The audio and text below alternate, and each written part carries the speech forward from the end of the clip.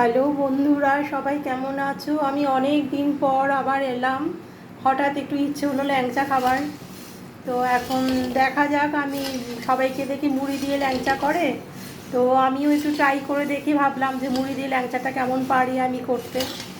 তো যাই হোক, কী বলে, আমার ইচ্ছে হলো দেখে যে একদিন আমিও ট্রাই করে দেখি মুড়ি দিয়ে ল্যাংচাটা কীভাবে বানানো যায় আর কেমন খেতে। তো সেই জন্য আমি এই যে শুরু করে দিলাম ল্যাংচা বানানোর জন্য।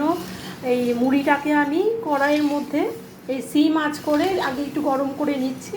আমার এটা নতুন মুড়ি, মুচমুচেই ছিল, নরম হয়নি, তবুও সবাইকে দেখে একটু টেলে নিতে, তো আমিও সেটাই টেনে নিচ্ছি। কড়াইয়ের মধ্যে একটু গরম করে নিলাম, ব্যাস আমার মুড়ি ভাজা হয়ে গেল। আর এইদিকে এই মুড়িটাকে মাখবার জন্য এদিকে আমি এই যে দুধটা আমি ইয়ে করে নিচ্ছি, জাল দিয়ে নিচ্ছি। তো এবার আমার দুধটা ফুটে গেলে আমি গ্যাস ওভেন অফ করে দেবো, আর এই মুড়িটাকে আমি এখন মিক্সির মধ্যে পেস্ট করে নেব, গুঁড়ো করে নেব। নিয়ে নেক্সট প্রণালী আমি কিভাবে করছি দেখতে থাকো, ঠিক আছে? তো এই দেখো, মুড়িটাকে আমি কড়াইয়ের মধ্যে গরম করে নেওয়ার পর এই মিক্সির বোলের মধ্যে ঢেলে নিলাম। এটাকে আমি গুঁড়ো করব, করে আমি দেখাচ্ছি। তো এই দেখো, আমি মুড়িটা যে পেস্ট করলাম গ্রাইন্ডার মেশিনে, হ্যাঁ মিক্সিতে পেস্ট করে নিলাম। এবার এখানে আমি দিচ্ছি এই যে একটুখানি এই স্টিলের চামচটা যেটা আছে সেটা বেকিং পাউডার দিলাম, আর একটুখানি নুন, কালো চামচে ব্ল্যাক স্পুনে যেটা সেটা নুন, সল্ট, আর এটা বেকিং পাউডার, স্টিলের যে চামচটা সেটা বেকিং পাউডার। আর এই যে একটু আমুল স্প্রে দুধ, এই যে মুড়ির ডাস্টার মধ্যে আমি আমুল স্প্রে দুধটা দিয়ে, আর এই যে ঘি আছে এখানে, ঘি দিয়ে আর এই যে দুধটা দিয়ে আমি এটা একটা ডো তৈরি করে মাখিয়ে রেখে তারপর আমি চিনি দিয়ে শিরাটা তৈরি করতে যাব। এটা আগে ডোটা করে আমি কিছুক্ষণ মাখিয়ে রেখে দেবো, ঠিক আছে? রেখে আমি চিনির যে সিরাপটা ওইটা তৈরি করতে যাব। তো এটা আমি মাখিয়ে আমি দেখাচ্ছি। আর আমুল স্প্রে যে দুধটা, সেটা গুঁড়ো দুধ যেটা, সেটা তোমরা তোমাদের আন্দাজ মতো দিও। আমি আমার আন্দাজ মতনই করছি পুরো ব্যাপারটা। হ্যাঁ, তো ঠিক আছে, দেখতে থাকো আমি এই ডোটা তৈরি করি। এই দেখো, পরিমাণে কিন্তু আমি আমুল দুধটা আমি অনেকটা দিয়েছি, হাফ দিয়ে দিয়েছি।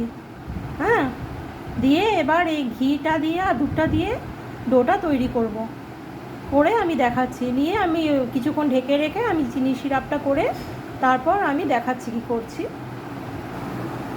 তো এই তো দেখো, আমার ডোটা কমপ্লিট হয়ে গেল। এবার আমি এটাকে ঢেকে রাখবো কিছুক্ষণ, ওই চিনি শিরাটা আমি বানাতে যাচ্ছি। এই দেখো বন্ধুরা, এই যে এই বাটিটা দেখছো, এই বাটি ভর্তি করে আমি এখানে দেড় বাটির মতন আমি কড়াইয়ের মধ্যে চিনি দিয়েছি। দেড় বাটি না, ঠিক আর একটু বেশি দিয়েছি, ওই দু বাটির মতন আমি চিনি দিলাম। তো আমার চিনিটা দিয়ে এবার আমি একটু সিরাপটা তৈরি করে নেব। নিয়ে তারপর ওই যে ডোটা আমি মাখিয়ে রেখেছি ওইটা আমি ল্যাংচার মতন করে আমি গড়ে তারপর আমি ইয়ে করব, রিফাইন্ড অয়েলে ভেজে তারপর চিনি শিরার মধ্যে ডুবিয়ে নেব। তো এখন পুরোটা কমপ্লিট না হলে আমিও বুঝতে পারছি না ঠিক কেমন হবে। তো আমি এখন এই চিনি শিরাপটা তৈরি করি, ঠিক আছে? এই দেখো, এটা আমি বলিনি, এই যে দুই বাটি যে আমি চিনি দিলাম না, এই দুই বাটি চিনি দিয়েছি। তো এটা এই ক্যারামেলটা তৈরি করার জন্য, একটু লালচে হওয়ার জন্য আমি এখানে প্রথমে এক বাটি জল দিয়ে নিয়েছি। এবার এটা একটু লালচে লালচে হলে পরে এই দু বাটি চিনির মধ্যে আমি এখানে 4 বাটি জল ঢালবো। মানে এক বাটি তো দিলাম, আরও 3 বাটি জল ঢালবো। এরকমই মাপ, কেউ যদি দেড় বাটি বা 1.5 কাপ চিনি দাও, সেখানে 3 কাপ জল, এরকম যত পাতলা হবে শিরাটা ঢুকতে তত সুবিধা হবে। তো এখানে আমি দু বাটি আমি চিনি নিয়েছি। আমি একটু কালারটা কালচে করবার জন্য এখানে আমি এক বাটি প্রথমে জল দিলাম, আরও 3 বাটি পরে দিচ্ছি। টোটাল আমার 4 বাটি জল লাগবে, ঠিক আছে? দেখতে থাকো। এই দেখো, আমার জলটা প্রথমে দেওয়াটা উচিত হয়নি, আমার এখানে ক্যারামেলের কালারটা আসছে না। তো ঠিক আছে, কোনো প্রবলেম নেই তাতে।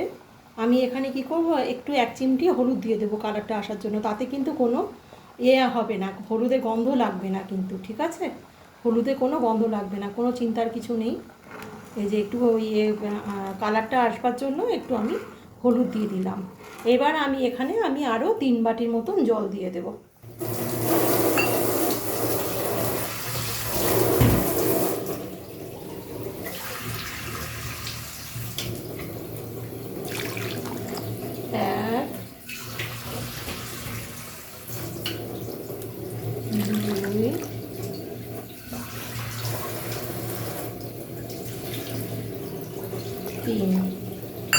বাটির মতন জল দিয়ে দিলাম, নিয়ে এটা ফুটলে পরে একটু চিটচিটে ভাব হলে আমি এটা নিভিয়ে তারপর আমি ডোগুলো ল্যাংচার মতন আকারে করে ভেজে আমি তারপর দেখাচ্ছি।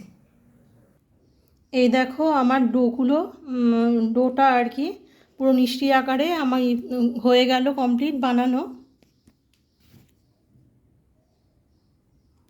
এই যে মিষ্টির আকারে পুরো হয়ে গেছে, ল্যাংচা পুরো আমার রেডি। এবার আমি রিফাইন্ড অয়েলে ভেজে শিরাতে ডুবিয়ে দেবো, নিয়ে দেখাচ্ছি। এই দেখো কি সুন্দর হয়েছে, একদম স্মুথ, কোনো একদম ক্র্যাক থাকবে না, ঠিক আছে, তাহলে কিন্তু ভেঙে যাবে। এবার এই দেখো রিফাইন্ড অয়েলে ভাজবো, আমার শিরাও কমপ্লিট হয়ে গেছে। এবার রিফাইন্ড অয়েলে ভাজবো, কিন্তু অয়েলটা কিন্তু একদম মানে বেশি গরম করা চলবে না, একদম মানে গ্যাস জ্বালিয়ে একটু গরম হলেই দিয়ে দিতে হবে, বেশি গরম করা চলবে না। তো ঠিক আছে, আমি দেখাচ্ছি। প্রথমবার করেছি তো এই দেখো এরকম ছেড়ে ছেড়ে গেছে, কিন্তু অদ্ভুত সুন্দর হয়েছে খেতে, টেস্টটা কিন্তু খুব ভালো হয়েছে, কিন্তু দেখতে কিন্তু একদম ভালো হয়নি, ছেড়ে ছেড়ে গেছে। দেখো রসে দেওয়ার পর এরকম হয়েছে, টেস্ট কিন্তু খুব সুন্দর হয়েছে, কিন্তু ওই যে মানে প্রথমবার করেছি, নেক্সট টাইম হয়তো এইরকম হবে না, একটু সুন্দর হবে, কিন্তু খেতে কিন্তু অসম্ভব টেস্ট হয়েছে, দারুণ টেস্ট হয়েছে খেতে, ঠিক আছে। তোমরা হয়তো আমার থেকে ভালো বানাবে, কিন্তু আমি এই ফার্স্ট টাইম করলাম বলে আইডিয়া ছিল না, ছেড়ে ছেড়ে গেছে উপরে খোলসটা, কিন্তু খেতে দারুণ সুন্দর হয়েছে খেতে।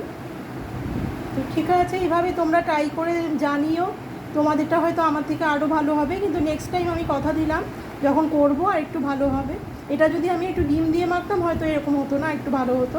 তো যেহেতু নিরামিষ কালকে শনিবার, ওই জন্য ডিম ছাড়াই করেছি, তো ওই জন্য ফার্স্ট টাইম করলাম, আইডিয়া ছাড়াই করলাম। তো যাই হোক, আমি আমার মতো করার চেষ্টা করেছি, ভালো হোক মন্দ হোক আমি খাবো, আমার হাজব্যান্ড খাবে। তো এমনি আমি খেয়ে দেখলাম টেস্টটা কিন্তু অপরূপ, মানে ভীষণ সুন্দর খেতে হয়েছে টেস্টটা। দেখতে হয়তো অত ভালো করতে পারিনি। তো ঠিক আছে, থ্যাংক ইউ বন্ধুরা দেখার জন্য।